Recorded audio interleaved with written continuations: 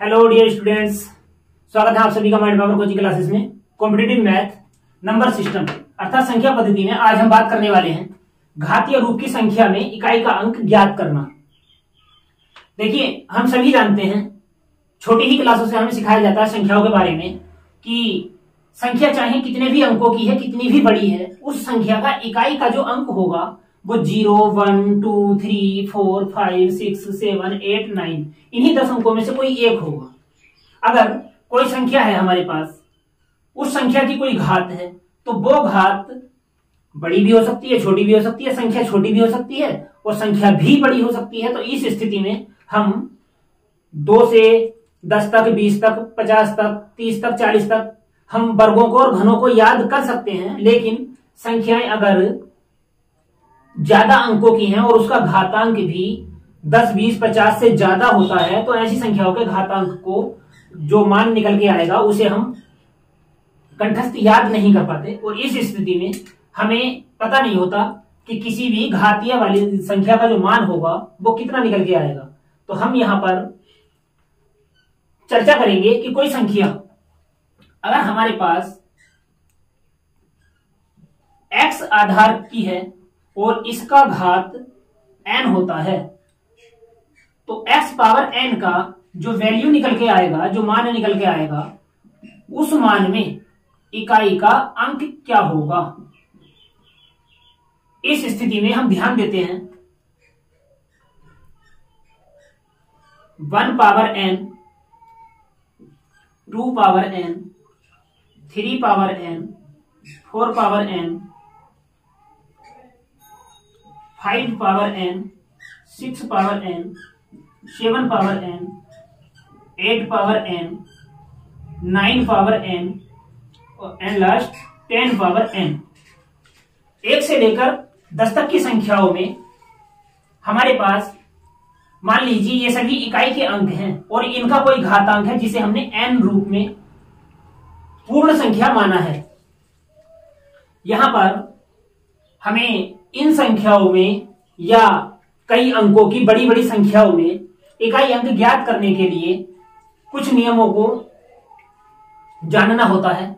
जैसे सबसे पहले हम बात करेंगे 1 पावर n। तो 1 की घात n होने पर हम 1 को n बार गुणा करते हैं। इसी प्रकार 0 इकाई अंक वाली संख्या में n पावर होने पर हम उसकी भी n बार गुणा करते हैं। इसी प्रकार 5 वाली संख्या में, जिसका इकाई अंक 5 होता है, उसकी गुणा भी हम n बार करें और इकाई अंक 6 वाली संख्या की गुणा भी हम n बार करें, तो हम पाते हैं कि 1 गुणा 1 गुणा 1 कितनी भी बार हो जाए उसका जो मान निकल के आएगा वो 1 ही आएगा। इसी प्रकार हम 0 वाली संख्या की कितनी भी बार गुणा करें, उसका जो भी मान निकल के आएगा उसमें इकाई अंक सदैव 0 ही रहेगा। ऐसे ही हम 5 वाली संख्या की कितनी भी बार गुणा करें, उस संख्या का जो भी मान निकल के आएगा उसका इकाई का अंक हमेशा 5 ही रहेगा। इसी प्रकार 6 पावर n वाली संख्या में हम 6 की गुणा 6 से चाहे कितनी भी बार करें तो उसका जो इकाई अंक निकल के आएगा वो सदैव 6 ही रहेगा। हम कह सकते हैं कि शून्य इकाई अंक वाली संख्याएं, 1 इकाई अंक वाली संख्याएं, 5 इकाई अंक वाली संख्याएं और 6 इकाई अंक वाली संख्याएं, अगर इनका कोई भी घातांक होता है तो इनका घातांक कुछ भी होने पर इकाई का जो अंक आएगा सदैव वही संख्या आएगा जो इकाई अंक बन के आती हैं। जैसे मान लीजिए हमारे पास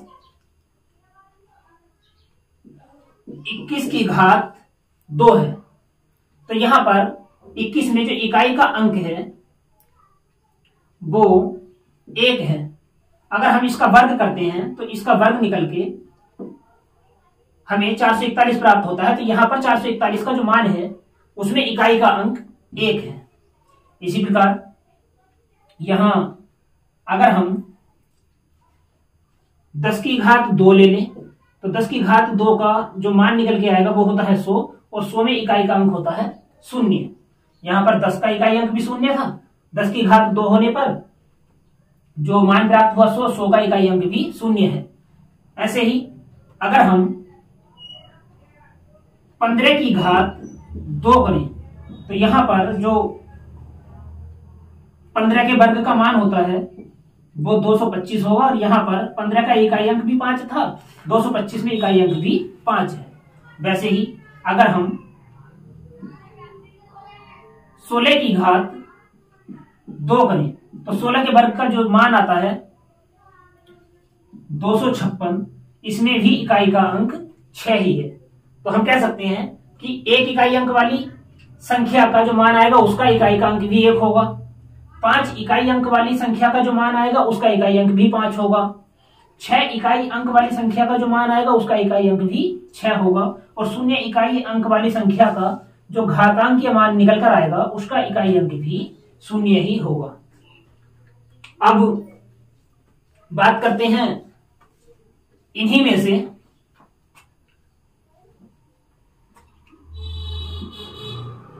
2 की घात n,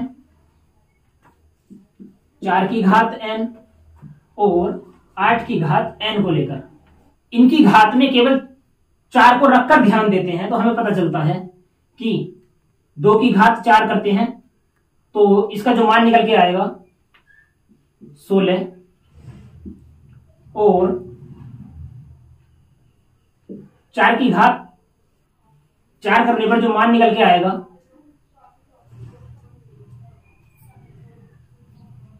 वो होगा 256, और 8 की घात 4 करके जो मान आएगा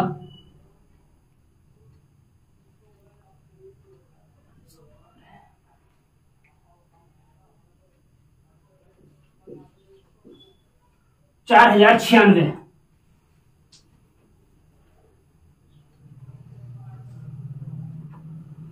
अब हम यहां पर देखते हैं कि 2 की घात 4 है, 4 की घात 4 है या 8 की घात 4 है, तो इनके घातांक जो मान निकल के आते हैं, इनके घातीय मान जो निकल के आते हैं उनमें इकाई का अंक सदैव 6 होता है। अगर हम 2 की घात 2 करें तो मान 4 होता है, 2 की घात 3 करें तो मान 8 होता है, और 2 की घात 1 करें तो मान हमेशा 2 ही रहता है। वैसे ही यहां पर 4 की घात 1 करें तो मान 4 ही रहेगा, 4 की घात 2 करें तो मान 16 बनता है, 4 की घात 3 करें तो मान 64 बनता है। इसी प्रकार यदि 8 की घात 1 करें तो मान 8 ही रहेगा, 8 की घात 2 करें तो मान 64 बनेगा, और 8 की घात 3 करें तो मान 512 बनेगा। यहां पर हम देख पाते हैं कि इन संख्याओं की घात अगर 4 की पूर्ण गुणज है तो हमारे पास इकाई अंक 6 होता है। इसके बाद हम चर्चा करते हैं 3 की घात n, 7 की घात n और 9 की घात n को लेकर। यहां पर ध्यान देंगे यदि 3 की घात 4 की पूर्ण गुणज है, 7 की घात 4 की पूर्ण गुणज है और 9 की घात भी 4 की पूर्ण गुणज है, तो इस स्थिति में हम देखते हैं कि 3 की घात 4 करने पर जो मान प्राप्त होता है वो प्राप्त होता है 81, जिसमें इकाई का अंक होगा 1। 7 की घात 4 का जो मान निकल के आएगा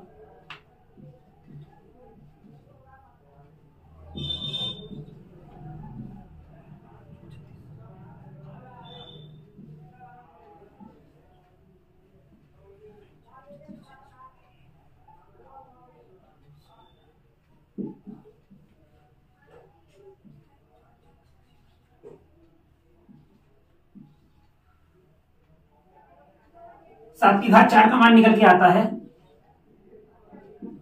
2401, और इसी प्रकार 9 की घात 4 का मान निकल के आएगा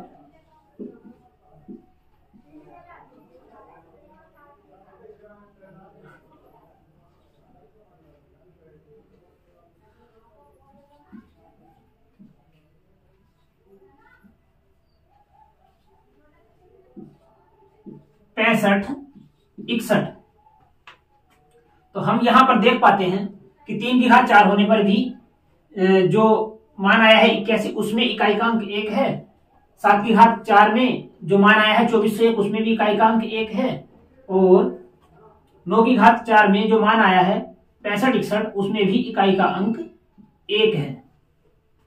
तो यहां पर हम जान पाते हैं कि 3, 7 और 9 ये 3 ऐसी संख्याएं हैं जिनकी घात 4 हो या 4 की पूर्ण गुणज हो, इनके जो मान निकल प्राप्त होंगे उसमें इकाई का अंक 1 होगा।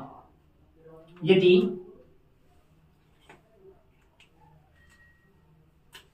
3 की घात 1 है तो इसका मान 3 होगा।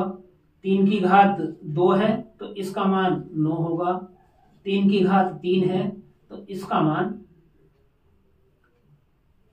27 होगा, जहां पर इकाई का अंक 7 बनता है। वैसे ही 7 की घात अगर 1 है तो इसका मान 7 होगा। 7 की घात 2 है तो इसका मान होगा 49, जिसमें इकाई का अंक 9 होगा। और 7 की घात 3 है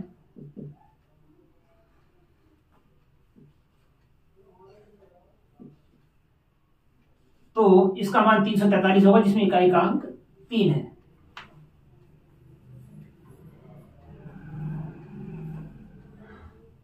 वैसे ही 9 की घात 1 है तो इकाई का अंक 9 रहेगा। 9 की घात 2 है तो इसमें इकाई का अंक 1 रहेगा। 9 की घात 3 है तो इसमें इकाई का अंक 9 ही रहेगा।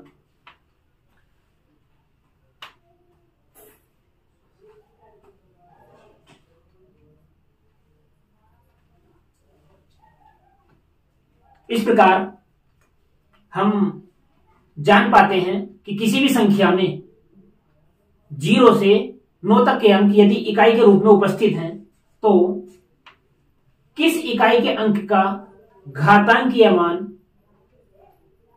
प्राप्त करने पर इकाई का अंक क्या होगा। यदि वीडियो में दी गई जानकारी पसंद आई तो वीडियो को ज्यादा से ज्यादा लाइक करें, शेयर करें, और यदि हमारे चैनल पर नए हैं तो हमारे चैनल को सब्सक्राइब करें। धन्यवाद।